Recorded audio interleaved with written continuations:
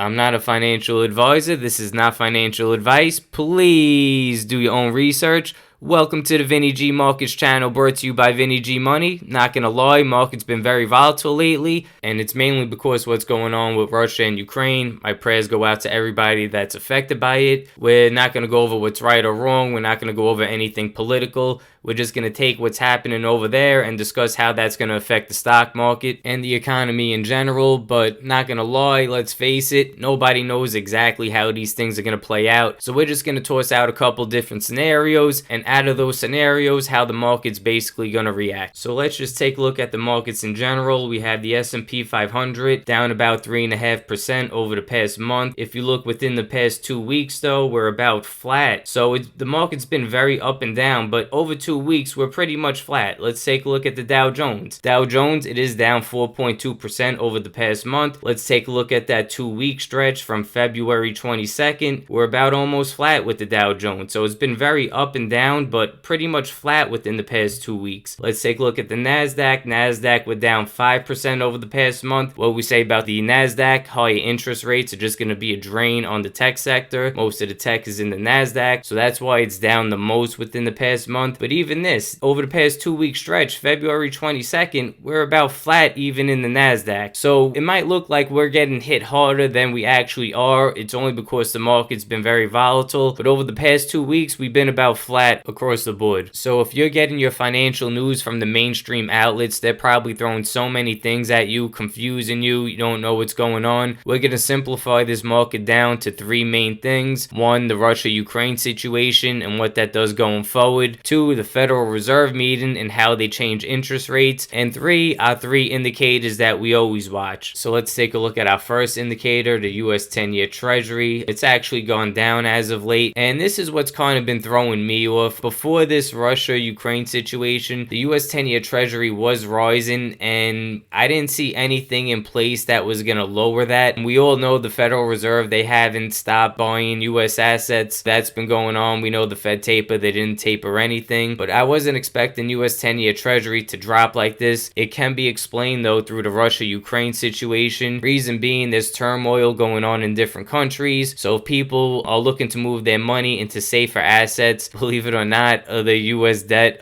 treasuries, these treasuries, they are considered one of the safer investments, especially for foreign investors when there's conflict going on like this. So that explains why this US 10-year Treasury dropped. But at the same time, that's why I'm not really concerned about a real market crash. If it had the adverse effect where the Russia-Ukraine situation was going to cause the interest rates to spike, then I'd be more concerned. Because they actually drop, I view this as an opportunity for the stock market to eventually breathe up again. Of course, it's going to create that leeway that the interest rates are still low. We do have the Federal Reserve meeting coming up, I believe. If it's not, I think it's next week. But the Fed Reserve meeting, we're going to need to see what they say about how they're going to change interest rates. But before we get into that, let's take a look at the US dollar index. The US dollar index at 98.51 over the past month. It's done nothing but go up, but that could be explained through the Russia-Ukraine situation as well. As there's turmoil in other parts of the world, their currency goes down. People flock to the US dollar more as a safety than anything because there's turmoil going on in other places. But that doesn't change the fact that you're losing purchasing power in the actual US dollar every day. That is pretty consistent throughout all of this. So the next piece of this puzzle is the Russia-Ukraine situation. If the Russia-Ukraine situation stays within Russia and Ukraine, that will be looked at as a positive thing for the stock market. I believe it's already priced in. I think the market has accepted if this does get dragged out, which it might. I think the market will be fine with that going forward. If the Russia-Ukraine situation spreads to other countries, then that would be looked as a negative thing upon the stock market. The stock market will probably continue to drop and drop hard if that's the case. If other countries start getting involved in this situation right now, that's definitely not going to be good for the market. But if it does stay within Russia and Ukraine, that's going to be viewed as a positive thing. So those are just 2 ways that it's going to go. If there are peace talks and this actually stops, that will be looked at as very good for the market. Is that going to happen? Hopefully it does, but I believe this is going to be dragged out. I know I thought initially this was going to be a short-term thing. I've been proven wrong as of this point. I really just see them dragging this out, this whole situation. We just need to see if it expands to other countries. If it does, that's a major red flag, but that's one of the things we're going to look for. Which way it'll go, who knows, unless you're a high member of the NWO or of possible reptilian race. Those are the only people that really know what's going to happen. We could just speculate. The path of least resistant right now, I would say, is it stays within these two countries, and that's just how it's going to play going forward. But again, it could go either way. And the third piece of this puzzle is the Federal Reserve meeting, I believe on March 16th, and how aggressively they decide to raise interest rates. I don't see any scenario where they don't raise interest rates, but that could be in the deck of cards as well. But we're going to see if they raise rates at 2.5%, that would be positive for the stock market. If they raise it at 0.50%, I could see that as being negative for the stock market, because that means they're raising rates more aggressively. And the Federal Reserve, they're doing what they always do. They send their creatures out to confuse the market. They send some people out saying we need to raise rates aggressively. They have other people come out saying we need to be less aggressive. But at the end of the day, it's Uncle Jerome. He's the one that's going to be running the meeting March 16th, and he's going to decide where we raise it. I just see him going at 0.25%, but that's another thing we have to monitor as well. Also, the Federal Reserve and who they throw out trying to confuse the market within the next 2 weeks. So because nobody really knows how these things are going to fall exactly into place, all we could do is try to take the highest probability scenarios that are going to happen and try to decide how that's going to move the market and economies going forward. And it's almost like playing chess with this market. You got to be playing chess with this market. If you playing checkers, you're going to get killed out here. All these big investors, the NWO, people moving these markets, they're playing chess versus everybody. We can't be playing checkers. So let's go with first scenarios, where if there is no interest rate raise, I really don't see this happening. But if there's no interest rate raise, I know people might think this is going to be bullish for the stock market, but that could indicate a massive amount of uncertainty. The market already priced in an interest rate raise. I don't think they would have a problem with that if it's at 0.25, but if there is none, that just might be the Federal Reserve trying to put out there that there's so much uncertainty, it could cause shock waves throughout the market. But if there's no interest rate raise and there's peace talks with the Russia-Ukraine situation, that might be very bullish for the market. If there's no interest rate raise and there's a stalemate, that could still be bullish for the market. If there's no interest rate raise and interest rate keeps dropping, but this escalates, I'm not going to say that's a major market crash or it's going to lead to the major market crash, but the stock market I see still going down from there. In any scenario, if this expands into other countries, I really don't see the market doing well short term. But if it expands into other countries and the Fed only raises rates at 0.25%, that's probably still going to be pretty bad. There'll be certain industries that are still going to do well going forward. We'll go over that later. But the overall market, if this expands into other countries, we're still probably going to be taking hits. If the Fed raises rates at 0.5% and this Russia-Ukraine situation expands into other countries, that would be a worst case scenario. That might really cause some real market turbulence. Again though, and no matter what situation, we need to see how the US 10-year Treasury reacts to all that, as well as the US dollar index. But what I believe happening, and I believe is the highest probability and the path of least resistance, as I think the market already priced in both of these scenarios, is if the Federal Reserve only raises rates at 0.25% and the Russia-Ukraine situation stays at a stalemate within those two countries. I do think the market has already accepted that this is going to be an ongoing issue, and the Federal Reserve, they've been priced in that interest rate raise prior to this Russia-Ukraine conflict. That's why the market's been going down this past month. It's because it was already pricing in that interest rate raise, and then right after that we enter this Russia-Ukraine conflict where you have sanctions and unrest, and that just threw the whole market off in general. But because we had a double whammy of both the Fed raising interest rates, or at least the perception they're going to, along with this Russia-Ukraine conflict, that's what's creating all this market volatility. But as long as one of those things could cool off, I would say the Russia-Ukraine situation, staying within there or actually having peace talks, that's what would be more important for these markets. But as long as it stays a stalemate and that Fed doesn't aggressively raise rates, I think the market's going to take a look at that as, all right, right, at least there's some stabilization and we could start moving up from there. So now we're going to cover a bunch of different sectors and industries and what to expect from them. Let's start off with the banks. I know everybody could clown me on this one. My last video, I was talking a big game about these banks. They've been the worst sector performer out there in the market. This is a weekly chart. You see that the bank's been getting crushed. Reason being is, like we stated before, we weren't expecting a raise in that US 10-year Treasury yield. What we were saying is banks are going to benefit from higher interest rates, but that's why I do like them going forward. Again, I just don't see a scenario where rates stay this low, and if that situation plays out where Russia-Ukraine stays at a stalemate and the Fed only raises rates at 0.25%, that means the overall market's going to be happy and the banks are looking for that interest rate raise that they priced in, and that's going to be given. So I see the banks doing well if those scenarios play out, and I think those two scenarios are the highest probability.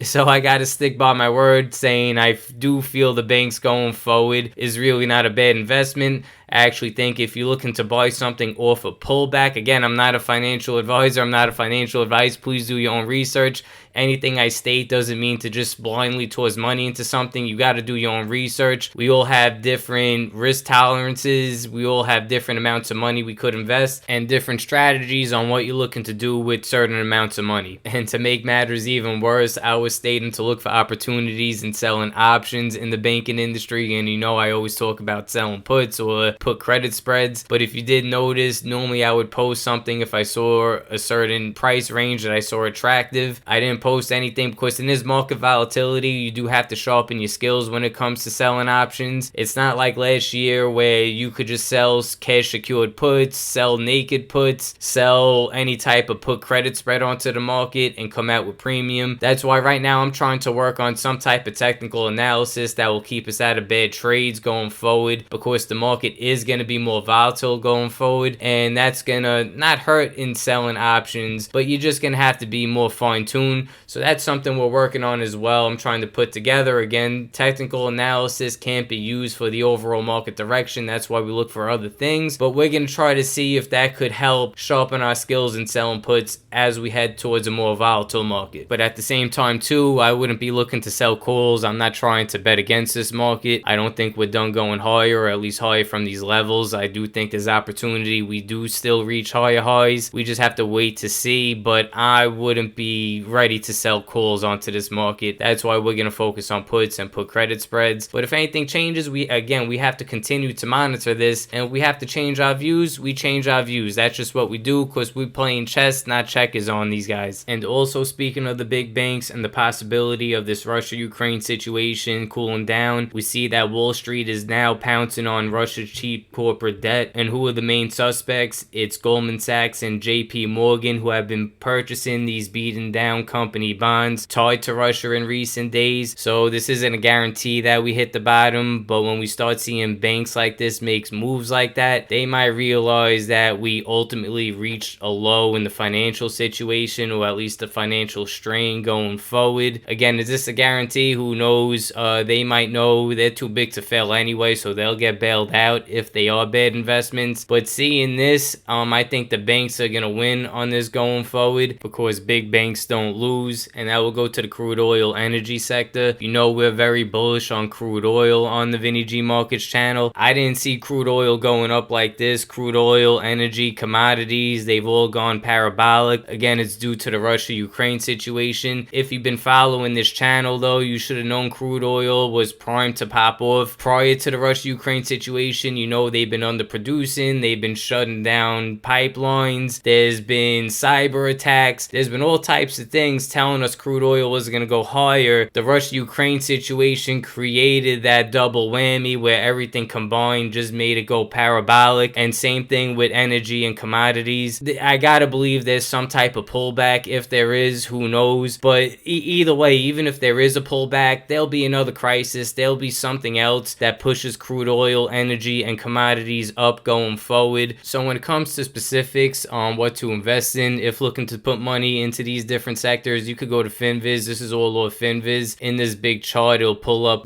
different performing companies in those sectors. But big banks, you could always look at JP Morgan, Goldman Sachs, Morgan Stanley, Bank of America. Crude oil, if looking to invest more in the spot price of crude oil, you could go through an ETF, USO. If you're looking for double leverage, you got to look into that. That is increased risk. That would be UCO. If looking to invest in energy, they have an ETF, XLE. You could also, again, go to Finviz to get a list of these companies that are in the energy sector that are either outperforming or underperforming the rest of the market. And I think another sector where we'll continue to see success in today's market is aerospace and defense contractors. We're now entering a time where, in my opinion, we're seeing that sanctions mean less and less to these countries going forward because they hold resources that the rest of the world needs. Also, as well, working around the current financial system has never been easier, and it's going to get easier going forward with digital currencies. I know they banned certain Russian banks from the SWIFT system, and that's why you have a bunch of Russian firms already going to China to open up bank accounts over there. They already know that China, they're going to be the new world power anyway. The digital yuan is going to be the world reserve currency. After a certain time, it's just going to happen. Where the United States is light years behind when it comes to digital currencies. The digital currencies, that's just where we're heading. So China's way ahead of us in that. So they're going to control the economic factors going forward. That's just how it is. And you have to understand too, this has all been planned out. China's using all the United States technology. The United States sent them the technology. So China is expanding upon this new technology, which is keeping them ahead going forward. And not to get into it too much, the World Economic Forum, this is back in 2018. They've been saying that the world reserve currency should be digital. What's the example that they use on the World Economic Forum? It says, for example, the Chinese government's massive Belt and Road Initiative could be conducted in ESDRs. So that's digital SDR, and I could be explaining this wrong. If I am, please call me out on it so I could learn something. But regular SDR, that's like an artificial financial instrument that's used to back our world money. Because our world money is not backed by anything, not gold, they create this SDR for the backing, and they're doing the same thing with the digital currencies. They have these ESDRs, and it looks like through the World Economic Forum, they're suggesting that it's to be used for the China Belt and Road Initiative. And it's no coincidence that China also has the first major digital currency with the digital yuan currently in place. But you could do your own research when it comes to the China Belt and Road Initiative. But these two things combined is really going to push China past the United States when it comes to world economic and financial dominance across the globe. And we're really going to start seeing a rise of the middle class in China and other emerging countries, while the middle class in the United States continues to shrink. This is all done purposely. That's why inflation is out of control right now. They're trying to shrink the middle class in the United States. It's hurting the average person. Rich people could already deal with this inflation. But getting back to what we were speaking about, the aerospace and defense contractors, because sanctions could mean less and less, whether that country has resources the rest of the world needs, or countries are just going to have easier access to China's economic system. So when you have less fear about sanctions for all the reasons we stated, it could give countries an excuse to build upon their armies and increase their country's weapons. And based off of our last video, the arms deal races around the world has already begun. I don't see this reversing in the near term future. Now, I know we covered a lot of these weapon deals 2 weeks ago in our last video, and last week defense contractors did have a big week, so it can pull back. But in the near term future and also longer term, I do see this outperforming the market as well. So if you're looking to take a possible pullback, you should do well in these things going forward, because I see none of these trends reversing. So I would say crude oil, energy, defense contractors, and of course commodities, those are going to continue going up going forward. Could we receive a short-term pullback from those? Absolutely. But if you're looking to buy assets that already pulled back, that I see going higher as well, if the certain scenarios play out how we think, I think banks, again, I just think they're a good space going forward. And also, if we only receive that 0.25 percentage raise from the Federal Reserve and the Russia-Ukraine situation stays within that stalemate, I do see big tech with a possible rebound too, but we would have to make sure that that scenario plays out. I do want to make a video going over, in my opinion, opinion, best ways to diversify a portfolio. Maybe not going over specific companies, but just having your money allocated throughout all these different industries so you're taking advantage of no matter what happens. That's the proper way to diversify your portfolio. And going forward, you're going to have to know how to move your money around like this. The Federal Reserve, again, they didn't stop tapering, so they're still buying assets. So when they were buying assets back in 2020, it was going in those higher growth stocks, and that's why those been going up like crazy during that time period. Now we're trying to find where this new money is going to land, and in my opinion, that's going to be the crude oil, energy, commodity space, along with defense contractors and banks as well. So knowing how to properly diversify your portfolio, it's just going to be important going forward. And again, I'm going to try to make videos going over this to possibly try to help people. Again, I'm not a financial advisor. This is not financial advice. You got to do your own research. Again, anything I could state, you could be losing money with me as well. But again, you just have to do your own research when it comes to this stuff. And I also want to give a fair disclaimer. I'm currently laying down this audio on a Sunday, but I already know with the editing, I'm not going to be able to put this out before Monday's market open. So this might be a trading day, knowing me, 2 trading days late. But I feel in this video, we're taking a longer term view on the markets anyway, where everything we stated in this video is probably going to take at least 2 to 3 weeks to settle itself out anyway, so it shouldn't be that big of a deal. So you could believe it, not believe it, but none of this audio is going to change based off what happens in the market Monday and Tuesday. So if you want to continue playing chess against these markets and not checkers, come mess with your boy. If you like what you hear, Hulk smash that like button. And as always, I'll leave you off with this. The God of the Bible, the God of Abraham, the Father of our Lord and Savior Jesus Christ is real, and may he bless you.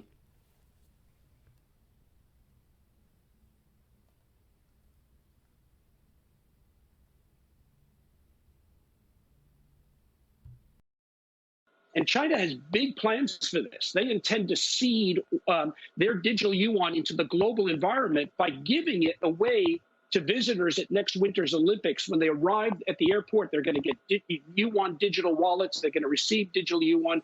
They're going to use it throughout their visits to Beijing, and then they're going to take it back to their home countries.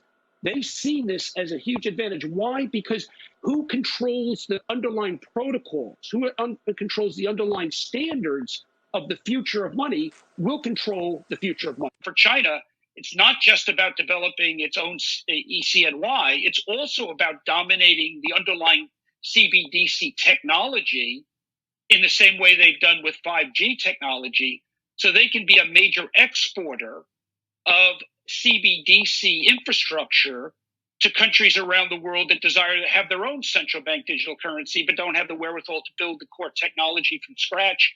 And so we'll import Chinese-based CBDC technology. So it's going to be CBDC in a box provided to you by the People's Bank of China. And so that, and for countries that may wish to avoid sanctions,